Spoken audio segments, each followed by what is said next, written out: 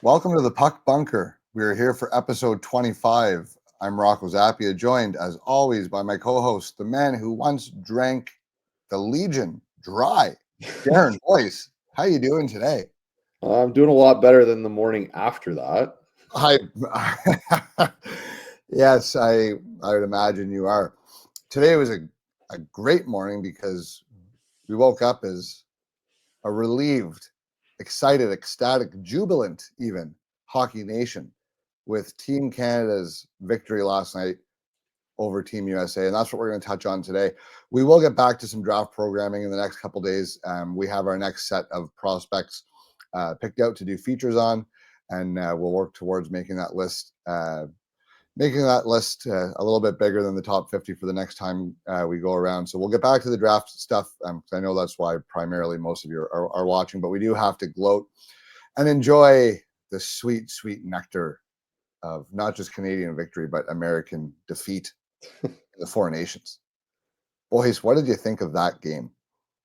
Well, I mean, those are two very good hockey teams playing against each other. That's the highest level hockey you're going to see.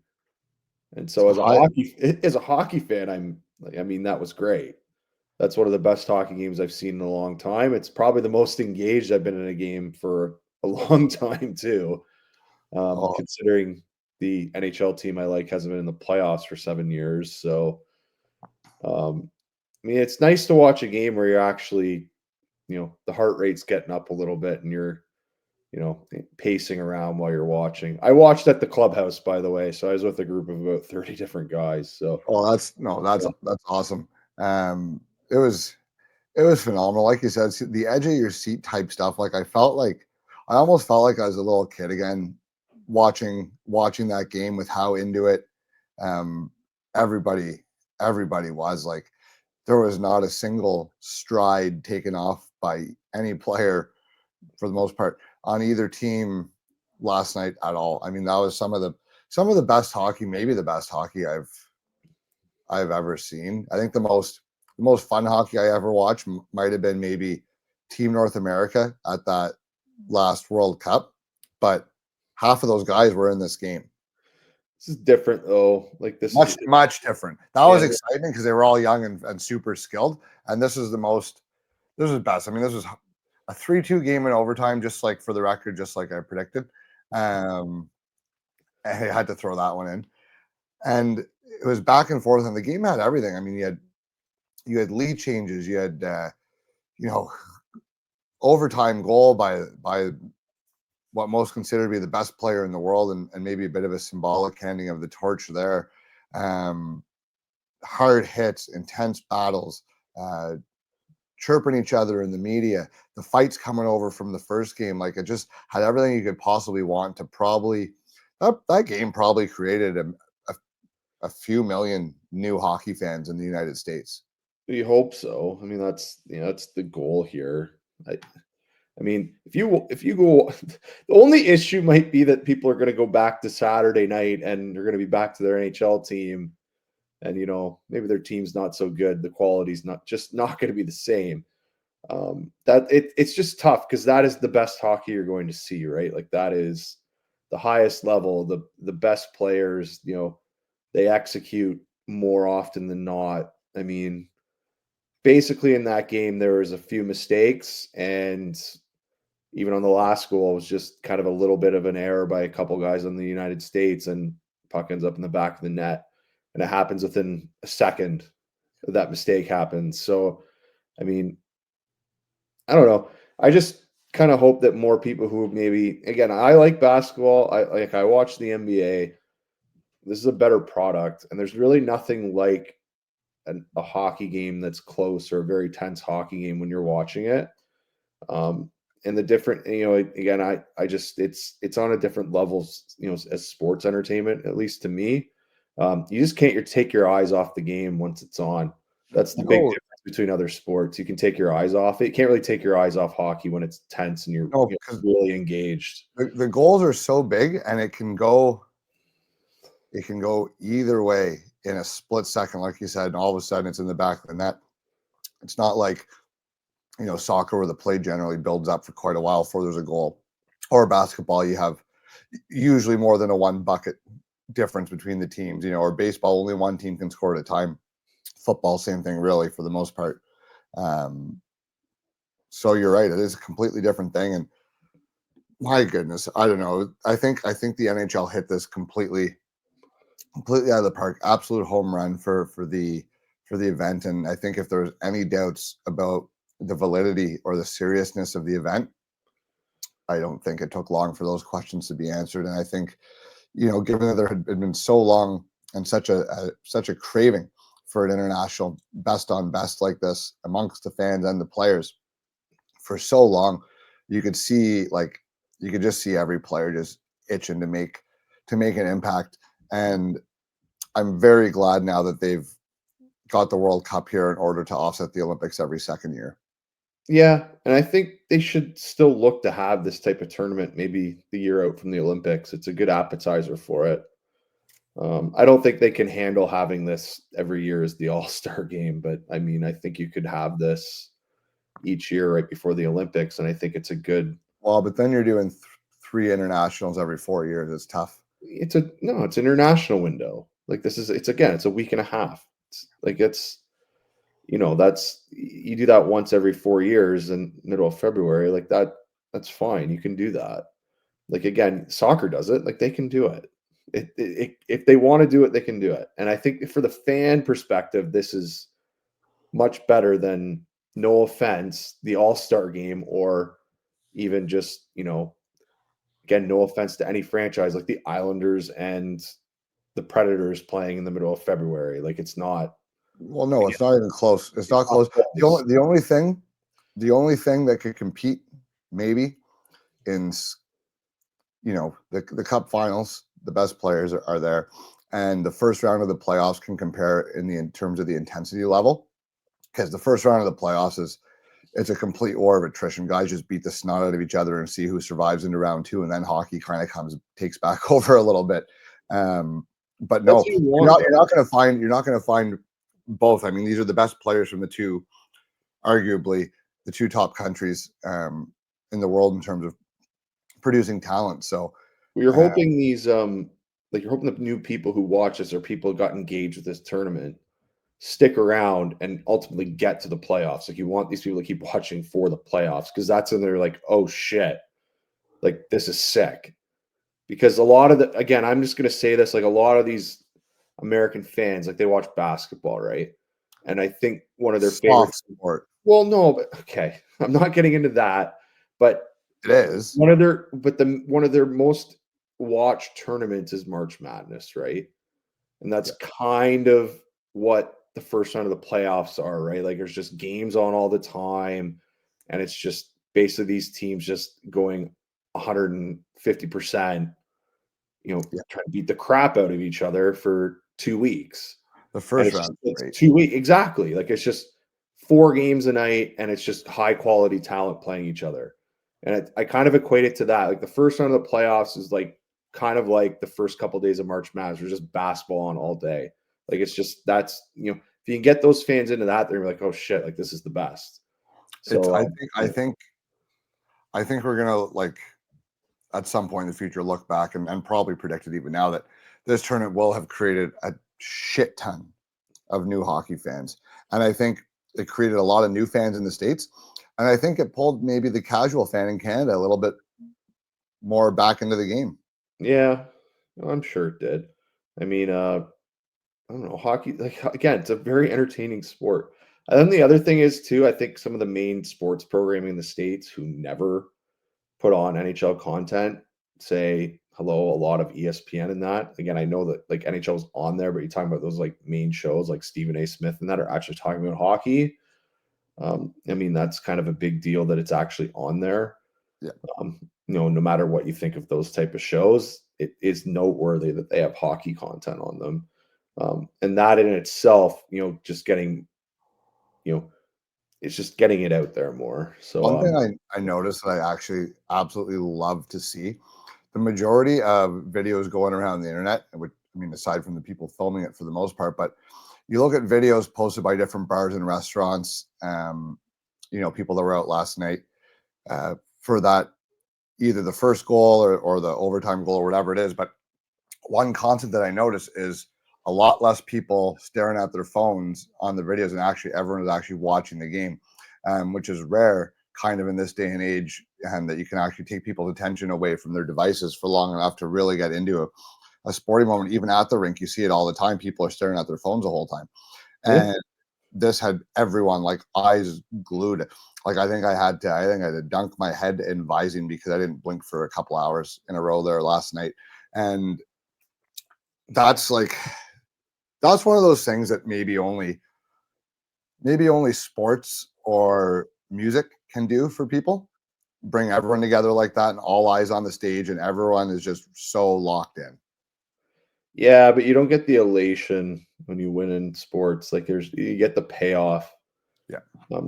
Yes. That's kind of the thing. Like again, I said before, I haven't seen the Sens win anything, but I've seen the Raptors win something. And when you get the payoff after a while, you kind of even they, for instance, Canada lost a game here. Like you kind of go through the shit with the team. Yeah. And then when they ultimately win, it's just, it's a big, it's a payoff that rarely comes. So you're Speaking of Sens, how good was Brady Kachuk and like his own man get this guy in the playoffs? Oh, hate to see it as a Canadian, but love to see it as a Sens fan. He was insane. Yeah, he's a good hockey player. But you've noticed now is all the American people realize that that's the one hockey player they know now, and now they'll want the Sens to trade him to an American team. Like that'll be the rhetoric you'll see coming here soon, I'm sure. Okay, well he's got 5 years left on his deal. I know, but I'm just saying that's the rhetoric we're going to start seeing here shortly. No. But I mean, I hope they make the playoffs because I think they'll be a hard team to they're going to be a hard team to play. It's very intriguing that both him and Jake Sanderson looked quite good in that game last night.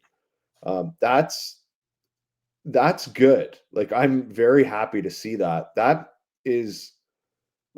makes me kind of bullish on them if they can get into the playoffs because it looks like some of their guys actually are going to thrive in that environment. I think they've got a few guys on that team that are built for that type of environment where they make it. Can we please make it?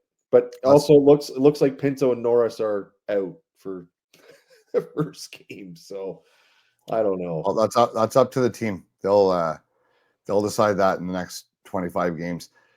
Jordan Binnington came into this tournament with a boatload of critics and a lot of people questioning the choice to have him really as the guy from day one. And there was discussions about, do we even pick the right goalies, and if we did pick the right goalies, which one should start? And we're so outmatched in the goaltending department by all these other countries and this and that. And at the end of the day, you just have a guy who came in and this is Binnington. He's a fiery guy, if nothing else. And yes, he's streaky, and yes, he's inconsistent, and yes, he's prone to a soft goal. But in big games, in big situations, he now has a extremely solid and proven track record of being someone. Like, look at those two saves he made in overtime were his two best saves of the entire tournament, on Matthews and on Brady. And both of those, 95 times out of 100 for those two players, is in the back of the net there. And Canada gave up two grade A chances where the U.S. should have won. And if it's not for Jordan Binnington, the U.S. do win that game. So there's a trait with goaltenders that, again, we talk about draft eligible goalies and kind of scouting goalies, right? This is kind of a trait you can't really find out until you actually see guys in situations. Is kind of how they react when there's a lot of pressure on them. Because there's goalies, and there's been very good goalies that kind of collapse at times under pressure. Like that does happen. But one thing Jordan Binnington can do is he plays really well in high pressure environments. The NHL level, he's done it. Again, now he's done it here. I'd argue he's even done it in junior. He led Owen Sound to an OHL championship. He does have the ability to come through and play well in big games. And that is a good trait to have because, again, you kind of get in, you talk about this, you kind of get into the shit you do know that your goalie is actually going to step up and be there for you, and that actually helps the team. And yeah, he did. He shut up a lot of critics. Now, again, do I think Connor Hellebuck's a better goalie than him? Probably. But I mean, if I'm in a game 7, maybe I don't. Like maybe So that's like that. Maybe that's just that okay, is so a thing. Yeah. but who's okay? I find that so, and I'm not trying to harp on here. I just find that so contradictory. How could you be better when it actually matters? You're not Well, better. no, but it's different traits. I mean, there's a better regular season goalie and better playoff goalies. Like it's Okay, just but so who's different actually deal. better then? I Well, would as of argue. last night, Jordan Binnington is better. No, But but if I I would. if we Fantasy were is not if we were Benning. playing fantasy sports and I offered you Jordan Binnington for Connor Hellebuck, you're not taking that trade. Okay, well, life is not fantasy I'm sports. just saying you're probably not doing that. No, but I don't. No, but like, okay, I have this debate like all the time. It's like, oh well, yeah, like guy does nothing all season. Like, okay, he's good in the playoffs, but like, I'm like, well, what actually It does matters? matter. It does matter. Like, I don't give two shits if Sam Bennett puts up 40 points or 60 points in the regular season. I want that guy on my team when the chips are down. Yeah.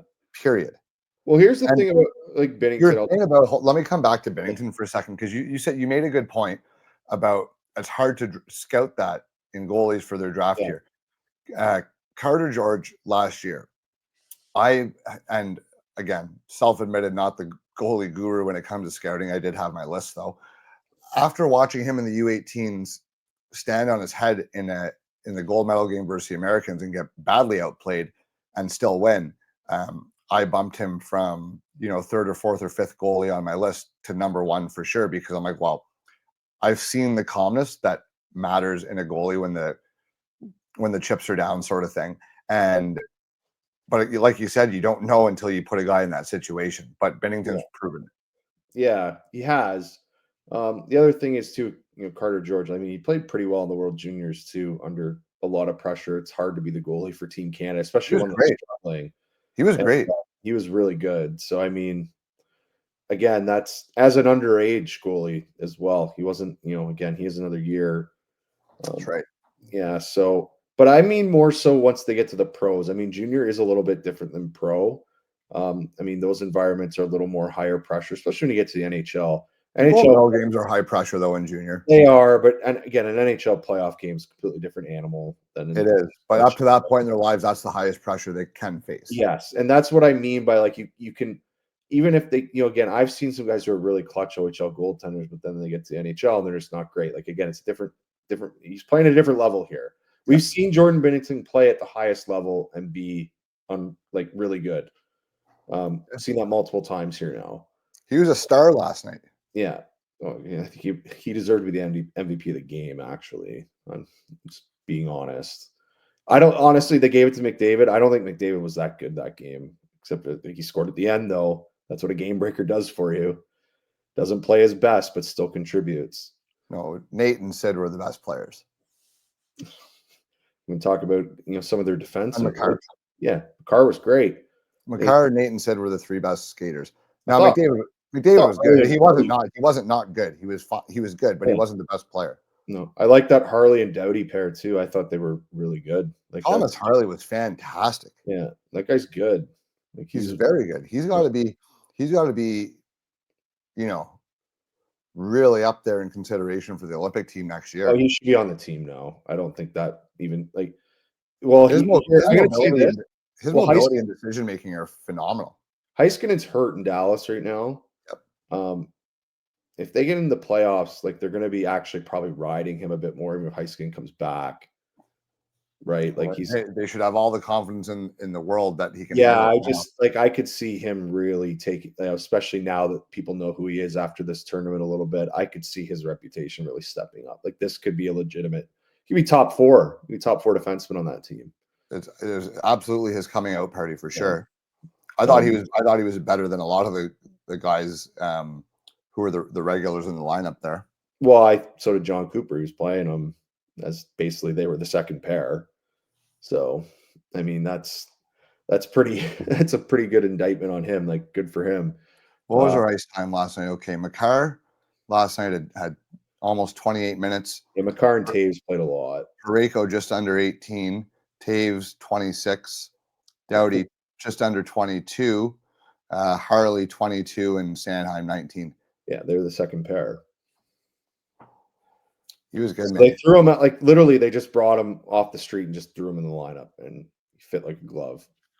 Now, speaking of McDavid, what do you think this does in terms of, I don't want to say his legacy, because he's halfway through his career, if that, you know what I mean? So I don't want to say legacy yet, but in terms of maybe changing the narrative that he hasn't been the winningest of player. It helps. Like, I mean, he has a moment now. Like, this is, again, he has a lot of individual moments, but like he actually has like that individual moment that In a team situation. right? Like he It was a scored big goal for the team. yeah, and especially since the national team goal, it's kind of like Crosby. Crosby was like what 23 when he scored that Olympic goal. Yeah. And it's not like Crosby needed a coming out party. It's just it kind of changes. It's You know, a it changes. It does change things. moment. It does change things. And again, I will say that I have been one of the people who have kind of questioned whether Edmonton can kind of win the way he plays. You know, in the long term, we still want to see that. I'm still not convinced it plays over a 28 game playoff run. You know, you're playing with a lot of Stanley Cups on that Canadian roster. I'm not saying no, I know. I'm not saying they won despite McDavid, but now like there is no Sid and Nate and Kale when you get back to Edmonton. No, but I think it is noteworthy too that you have it. So speaking of kind of the mental capability of the player, right? This is a guy who's been the best player in every team he's ever played on. Yep. He struggled this game, which he literally said himself that he was struggling, and he stuck with it, and he finished off the game. Like that's what you want to see from guys. Yeah. Like especially superstars. Again, doesn't matter the sport. Your superstar is not going to play the best all the time. But how is he going to play when he's struggling? Like, is he going to stay with the process and kind of work his way out of it, or is he going to give up? So he didn't give up. Like he literally worked his way through the pro. And I wouldn't expect anything different from him, but he worked his way through it, stuck with it, and he scored the big goal. He was there. He was prepared for when the play came to him. Yeah. And that's what superstar players do. They can still be, again, as you just said, he wasn't the worst player on the ice. He still contributed the biggest goal of the game. And we're both sitting here saying, I don't think he played that well. And that speaks to how good he is, I think. Yeah. I think this goes a long way for his internal confidence to know, okay, I can finish the job. I can get the job done here. I don't think it'll be too long before we see him with a Stanley Cup in his hand. I'm not saying this year, but I don't think it'll be long. They can definitely win. I mean, I still have questions about their goaltending, but I mean, I called them last year. I said my prediction last year for the finals was Florida in 7 with Edmonton coming back and winning this year. yeah, well, they can definitely win. I mean, they have the most firepower. They were there last year. It's just it is hard to get back to a cup final after you've just been there. West is wide open though. It is. It's just I think the statistics are quite low if you made game 7 of the finals and lost. I don't think teams tend to do as well in the playoffs next year. I think a lot of them lose in the first round. Yeah. Just because I think it's, well, Tampa lost and then they won 2 in a row. Yeah. Well, yeah, but it's a grind, right? Like it's just not everyone can do it. But I mean, they can, like, sure they can. I'm just saying, like, the odds of that happening are probably a bit lower. But I mean, whenever they have the talent, they can win. How badly do I want to see Sid go to Colorado and finish his career there? It could. I don't know. Like, he would look great there, but it's up to him. I don't want to put him in other markets if he doesn't want to go there. The guy's basically the Kobe Bryant of hockey. I agree, but that'd be the only place I'd want to see him. Well, they have the space to fit him. They made a trade and they have some cap space, so they could fit him. I mean, that would be a great fit for them if they could get him. I don't know what Pittsburgh would want for him. Like, I don't know what they would be. I mean, if I was Colorado, I'd be just giving them whatever they want. Middle stat, a first, some other shit. I would sell off most everything that they would want. I get it would be an overpay, but I mean, you're getting him at a pretty good cap rate for how many years does he have left in his deal? What do you give a middle stat, Richie, and a first? Well, if I was Pittsburgh, I'd ask for more than that. But like, I think Colorado should give up more than that. Like it's just like, sure, he's like, I think whatever they give him is still an underpay. Like, he's still really good. And he's a number one center in the NHL, and he's still a number one center in the NHL. And I think he's still a number one center you can win with the best pieces around him. No, I completely. And he doesn't have to be the number one center on that team if they don't want him to be, but no, I don't know. I think it'd be great, but also at the same time, it would be cool to watch him play his entire career in one spot. The problem is they're just not going to be any damn good, so it's hard to watch him just playing a bad team for 2 years. And it's a waste, right? It's just like, you don't want, like, as selfish as a fan, you don't want to see that. No, you want him in the playoffs. You want him in the playoffs. You want to play high level hockey because he can still play high level hockey. Like, you're just missing out on seeing him in that space. Like, you miss it. Now, speaking of Sid, let's talk about the Sid effect, and not just the Sid effect, but I'm gonna give this to, honestly, Doughty and even to an extent Marchand as well. The veterans on Team Canada and the effect that these guys, and really specifically Sid and Doughty for the defenseman there, but these guys were idols to all of their teammates, on this team as these kids grew up, right? Sidney Crosby was the man, still is the man, and he has been for 20 years.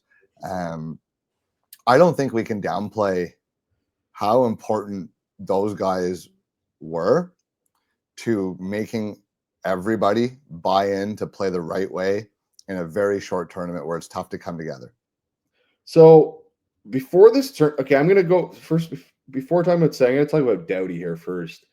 Before this tournament started, I was worried about where he was at because I wasn't sure if he was healthy. I mean, he literally broke his leg, 3 months ago? Looked pretty damn healthy. He was great. Dude, he came back and he's playing in literally the fastest hockey he could possibly play in. He's 35 years old. And by God damn it, he was rock solid yet again. Yeah. Like, this just continues to happen with him. So again, Sid, right? Like, everyone knows Sidney Crosby. Like, he's kind of got the legendary status, right? Drew Doughty has literally probably been on team, like, even if they had best on best tournament, he would have been on Team Canada for 15 years now, the exact same amount of time that Crosby was. Oh, for sure. That's what I'm saying. Like, as far as the defensemen go, Doughty was like the best Canadian defenseman. He made Team Canada at 20 for the 2010 tournament. And that, like, again, this guy's like Scott Niedermayer on that team.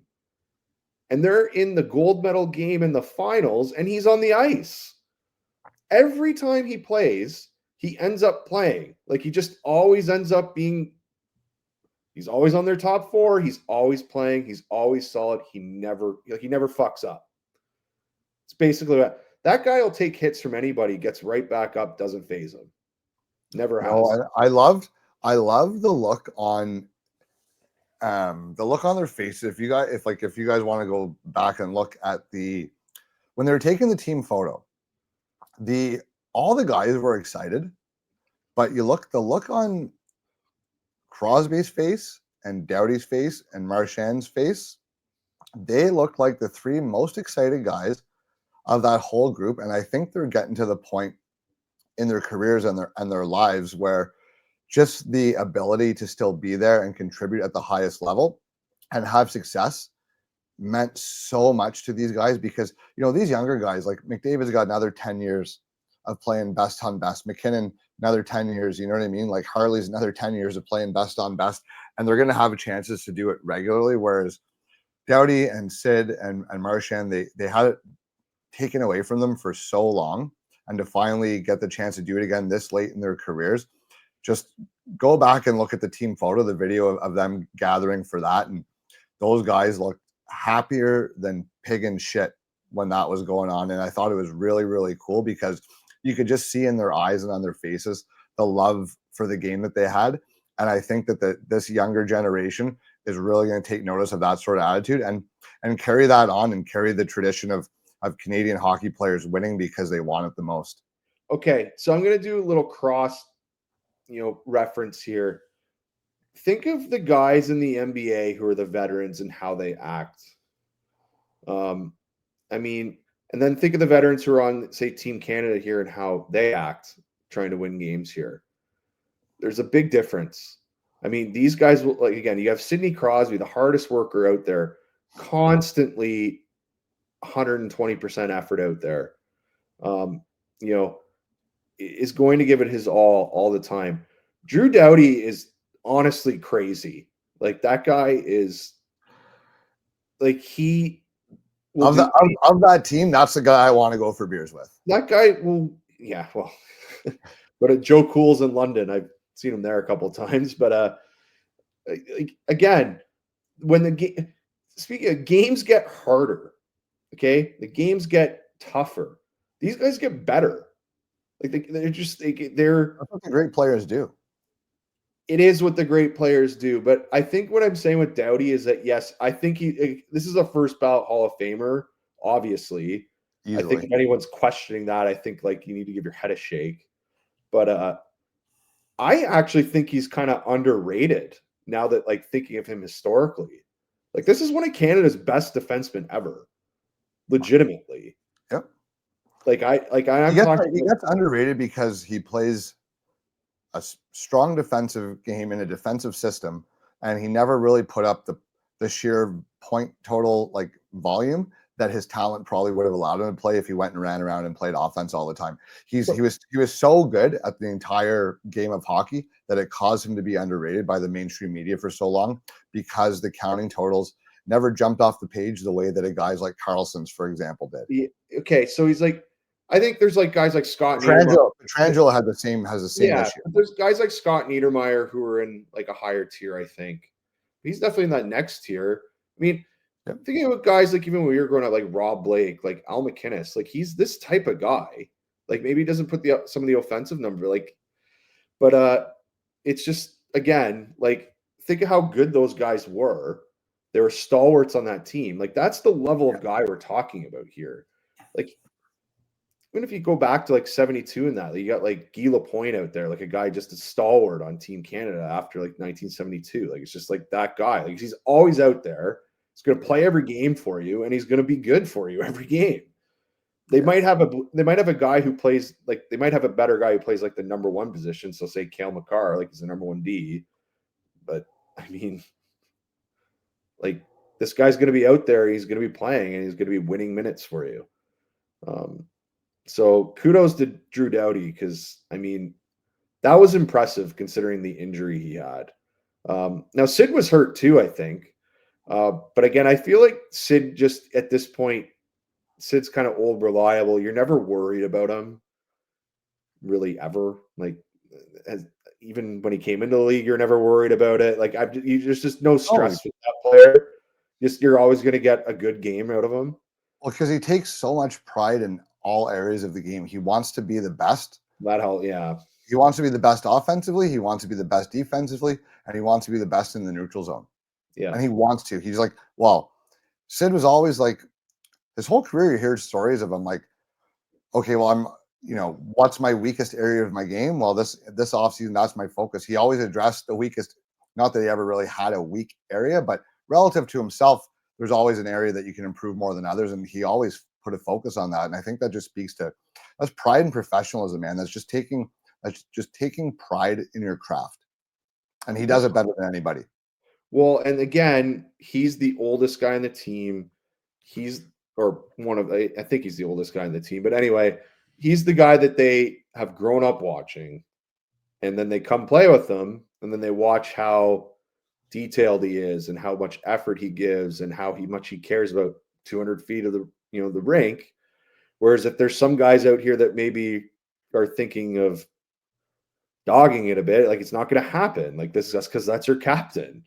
Like Sidney Crosby is telling me to do if Sidney Crosby is telling me to do something, like we're gonna do it. Like we're not like Yes, and that is, but and he that's can what say that true. to Connor McDavid or Nathan McKinnon. Like he can tell those guys like you're gonna listen to what I'm gonna say. But that's true. That's true leadership, though, because Yeah. there's not a thing out there that Sid will ask anyone to do that he's not willing to do himself. And that's Yeah, that's what a real leader does. It's like your boss at work who's willing to take the bag of trash to the dumpster at the end of the shift. If the yeah. boss is still willing to do that, shut your mouth and work. Because how are you going to be lazy underneath someone who is more experienced than you, better than you, and works harder than you? How could you be lazy on a team? And that's Yeah. what I mean. That's the Sid effect. And Doughty too, he works his bag off, a shift in, shift out. There's not a job out there he's not willing to do. He'll stand in front of 100-mile-an-hour slap shots all night long if you ask him to. And that rubs off on the guys coming up, and that sets the tone. And that's how you, and that's how you pass the culture down each generation of players, guys like Sid. Because now Nate and Connor, they've learned that. They've soaked that up. And guess what? Whenever Bedard and DuPont are the young superstars on Canada and Celebrini, those two guys are going to say, hey, listen, we were you guys, and now we're where, maybe not quite where Sid is, but we're the guys now, and we work as hard as anybody, so that means you have to too. And that's what it's always been. And God, Sid is the hardest working superstar that's ever been. So one thing I just want to point out from Doughty, like McDavid scored that goal and like Doughty didn't go over to the pile, right? Like he went to Binnington. Yeah. Like that's kind of reflective of that too. Like that's a defenseman right there. Yeah, he gets it. Yeah. Like that's a guy. Really enjoyed watching him play the last 15 years. That's again, I think he's a little bit undervalued by some people. Do you think he played his way onto the Olympic team? I honestly don't see why you couldn't have him on the team. There's guys that were playing last night that I had a lot more concerns with than him. That's a guy I think, like, going over to the Olympics, maybe he's your reserve to start. And because anybody gets hurt, he can go in and he's not going to ruin it for you. Now, but we'll talk about the Olympics in a sec. One thing I wanted to mention, this was a completely different team with Cale Makar on the ice. Yeah. That legitimately might be the best player in the world. And I said it, and I've said it, I know I've said that before. Cale Makar might be the best player in the whole wide world. I don't know if anybody makes more of a difference for his team and tilts the ice more in his team's direction than Cale Makar. Well, I mean, he's really good. Like, I don't know what to tell you. Like, he can handle the puck. He's a breakout by himself. I mean, he moves really well. He's a pretty good defender. But again, there's a lot of the game at a level that is, not many people I've seen think the game that way. Well, again, this is a very fast game. This is about the fastest you're going to see a game be played, right? And he looks right at home. Game's not too fast for him. Right at home. He dominates the best players in the world. Yeah. Well, again, what I like to see though is that he doesn't like he can break the puck out by himself and create. And we talk about like, oh, there's not that many guys that can do that even at the OHL level.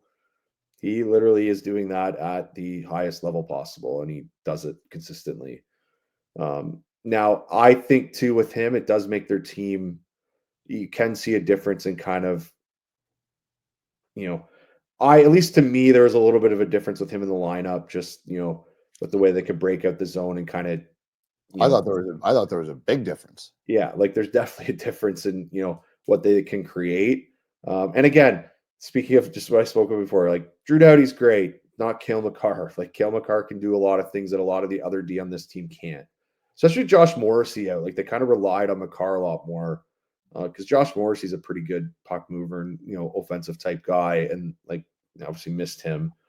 Even Shea Theodore too has been out too. So like I mean, without Makar in the lineup, like that, like you need that guy, and they played him a bunch, and as they should have, and like. Yeah, he's the best defenseman on the ice. Like I don't know what else to say. He's really good. I hope that the States and us as well. I hope both teams have fully healthy or as, the true high end guys. I'd like to see the teams play with no excuses. Makar healthy, Hughes healthy, McDavid, McKinnon, Sid all healthy, Matthews, Eichel, the Kachucks all fully healthy, McAvoy, you know what I mean? Yeah.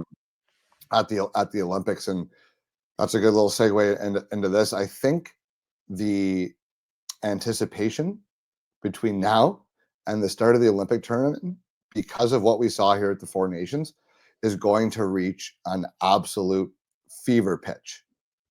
Yeah. I do wonder if Russia gets into that tournament too. I don't want to get into the geopolitical stuff, but if Russia could get into that tournament, now we're talking about something that's Politics, a whole other level. Politics aside, call them the Olympic athletes from Russia, call them the Coca-Cola Fruity Pebbles Dyson vacuum sponsored Olympic athlete. I don't care. Put a team from that region of the world on the ice because, well, A, Russian hockey players who live in North America have nothing to do with that for the most part. And B, I want to see see the best. Russia is on the level of the US and Canada in terms of their talent. I think Russia's defense might be a little bit, defenders, that might be maybe their Achilles heel a bit more than. Yes, I just don't think you can say your hands down the best unless they're there. No, they're like how can you take one of the three best countries and say, okay, you guys are out and we're going to decide who's best? But again, Sweden's really good.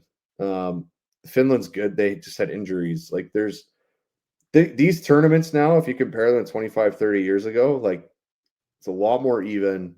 It's a lot more high quality talent teams here. And even teams like Germany and Switzerland are actually like they have NHL talent. Like they aren't bad teams. Like they aren't. The gap is a lot smaller than it used to be. However, there are still, in my opinion, three teams that are in a tier above the rest, with Sweden very close as a fourth, but not quite there. Well, Sweden's won a gold medal more recently than Russian, like at least a best on best gold medal more recently than Russia and the US have. Yes. So, I mean, like Sweden's really good. So call it four. Call it a true top four. But unless they're all there, like it would just leave you something. It would just leave you wanting something, I think. And I would love to see Sid versus Ovi internationally one more time. I think that would be something special too. Well, the thing you're going to get here is, at least for these four teams that played on the Four Nations, you're going to have some rivalries now. Like you're going to have teams that are at least they have played together with each other now. A lot of these guys. So when they break for that Olympic camp, it's going to be a little easier to get together. It'll be a bit more known to each other, and there's going to be some hatred for the other teams. Like it's going to bring the entertainment value of that up. Like this should be the best Olympic tournament we've seen. I think that shouldn't even be a question, and that'll be both by the actual talent level and maybe kind of the intensity of the players. Like I think like that US team is going to be like, again, they lost yesterday. Like that should grind at them for a year. They may not have deserved to lose that game. That was like a 50-50 game. It was 50-50, but you definitely like it was 50-50, yes, but they had two big chances in overtime first, and that's going to leave. They're going to say that should have been ours. Goalies on the team too. I agree, but they're going to say within themselves, within that room, fuck boys, that should have been ours. We had that. That's coming from the goalie here. Goalie's on the team too. Goalie can win you the game. I'm not taking anything away from it. Canada still won the game and they deserve to because Binnington's part of the team. But you don't think that Matthews and Brady Tkachuk didn't sleep last night because they had the winning goal on their stick and got robbed? Like that's going to bother them is all I'm saying. Why didn't it go in the back of the net, Austin? Why didn't it go in the back of the net? Connors did. Why didn't yours? Not a winner. That is the difference between winning and losing right there. The goalie made a big save, and at the other end, guy finished. Like it happens. And by the way, I am very happy for Jordan Binnington, though. I love when you see a goalie step up and have a massive performance. Especially after everybody questioned 3 games. Yeah, not even just shit, but question is this, from the time he was named on the team, they've been shitting on him. So the funny thing is, including us to an extent, although we kind of stuck up. Really shit on him. It was just like he didn't through 3 games. He'd actually played fine. It's just the problem was he had given up like a weak goal, but then he had made like a couple like 10 bell saves. So it's just like just stop letting in the bad goal. You'll be great. Yes, well, That's what happens. Like it's goaltending. Goaltending's hard. Like he's a very good NHL goaltender. He's just not a Vezina winner, but he's also maybe a Vezina winner if he was playing Game 7. So, but I'd rather be a Stanley Cup winner than a Vezina winner. And you know what? His reputation now, I will say this, his is the one that might actually have the biggest takeaway here, because he was getting shit on for days, and he's kind of, even like in our world or hockey Twitter and that, even look at like the advanced stat goalie guys, like they all kind of criticize him, like, well, he's mediocre because, like, again, he doesn't play on a great team. I mean, they give up some chances, and again, he can be a little all over the place at times. But there's something to it when a guy can step up when the games matter. And I think some people had forgotten about that he was good. Again, he had been really good in that prior situation. It's just been a while ago. Yeah. So he made some people remember that. The other thing is, sports fans in Boston must just absolutely hate him. Must hate him. Because they wouldn't even. He's the kind of guy that would love that. He would love to be hated, I bet. I'm just thinking from their perspective, it's just like when a random guy in another team that you barely see, like, comes in 2 of probably the biggest games in that arena in the last decade, and just literally, like, you cannot score on him. It must be infuriating. Like, it must be infuriating. No kidding. Like, I'm not even sure, like, because they're probably like, is this guy even fucking good? Like, he just comes here, he makes a billion saves. Good enough to beat you. Yeah. Because he did that to the Bruins too, and it's just like, okay, like, sweet. And then you don't see him for 4.5 years, comes back, oh, he did it again. Great. Now, I'm going to tie this into our draft coverage just a little bit.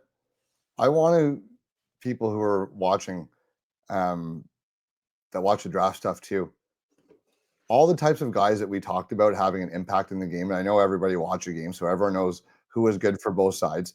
All the guys that had impacts in this game were chock full of heart, effort, care, grit to go along, yes, smarts, to go along with their skill.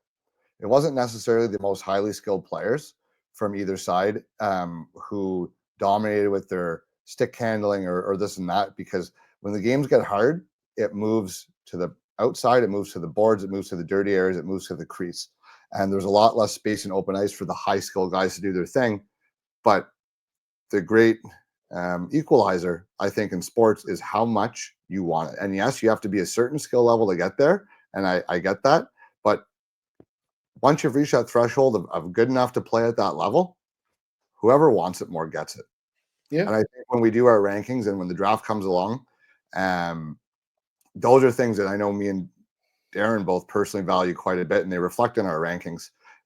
Size, heart, hustle, work ethic. Those sort of things are very apparent with how we rank players. But you see it in the Cup finals. You see it in a game like last night. Those are the kind of guys that you win with. And when we're building our rankings, I'm not concerned with how many points you're going to put up between October and May. I am to an extent, but I'm really not. Give me the Sam Bennett's and the Mark Stones of the world and the Kachucks of the world any day. We've talked about this before. There's some guys we think that might outscore certain guys, but we have a different guy ranked higher. This is why. Like, yes. The whole point, at least to us, or at least to me anyway, is the whole point is we're trying to draft guys to win a Stanley Cup. We're not trying to draft guys to win a game in February. Like, I'm drafting guys to win Stanley Cups. That's what I'm not drafting guys to win my fantasy league. No, that too. Although at some point we might put out a different set of rankings for fantasy. Yes, we should actually do a fantasy episode. Actually, that would be good. We can do that. But it would be interesting to see how different the rankings would be versus the actual draft rankings. That would be, again, put them side by side and you can see the difference. That'd be much different. So anyway, I just wanted to touch on that because last night was a perfect example of the types of guys that we always rave about, but those are the types of guys that get it done on both sides. And the guys who played well are those types of guys. Do you have anything any other topics from last night you'd like to touch on before we sign off? I mean, I would just, again, we talked kind of Canada centric here. I'd just like to say, like, with again, this is an actual sports rivalry now. Like, Was this it not is before? not like this. Like, these teams are probably pretty dead even. This is the best. These are the best quality skill teams in this. At least in international hockey. And I'm not talking about a hockey rivalry. This is a sports rivalry now. Like, you actually have people from both countries kind of, there's a little bit of hostility here. Like, yes, like this is, and I'm not talking about, just a random rivalry here. I'm talking about, like, say go hockey, like Colorado, Detroit. Like, this could be like turned into that type of rivalry here. I think it's a perfect storm too, because for the first time since we burnt down the White House, there's political tension between the two countries. Well, there's been political tension after that, but you know what I mean? I won't get into that, but you know what I mean, right? There's an environment of a little bit of hostility here that between the two parliaments that doesn't usually exist and certainly hasn't in any of our lifetimes. So I think that only adds to the fuel of fire in terms of the fan bases getting extremely invested, because ultimately sports has always been used as a fictional battleground to settle differences amongst countries, at least in terms of the fans' mind, right? So you get that little bit of political tension mixed with the fact that it had been 9 years since we saw, and 15 years since we saw Canada versus USA, and and it's a perfect storm of coming together of all these events. But does it make for one fun rivalry? But so that hostility is part of it. But again, you have the players, so both sides have put in full effort. And I think they've even put in more than full effort. Like, some of these guys are hurt. A bunch of them played hurt. Yeah, like they're gonna be hurt and like not playing their NHL games. But again, this only works if the teams are very close in actual talent level and they're good. Like, they have to be very good. It can't be just two mediocre teams who are the same. Like, they're very good. Like, these are these are probably two of the best teams internationally ever. Yeah. So, I mean, that's how this works. So, I mean, again, I would love to see these teams play a 7-game series. I think that would be incredible. Well, I don't think that it would never happen, because someone would literally, they would just destroy each other. No, they'd all be hurt by the end of it. Literally everyone would be hurt. Be like first round of the playoffs, everyone would be hurt. But that would be, I mean, that's what we're talking about here. And it would be a 7-game series and come down to some random play in the 7th game. Like, that's how close these teams are. And kudos to the United States for getting to that point. I mean, some rip on the United States here. It's fine, but I'll talk about their hockey program. Their hockey program is good. They have done a good job. They have done a really good job at creating, at least finding and developing high-level talent. Yeah. They're very good at that. And they should be commended for that. Their programs are good. I think it'll probably continue moving forward, though.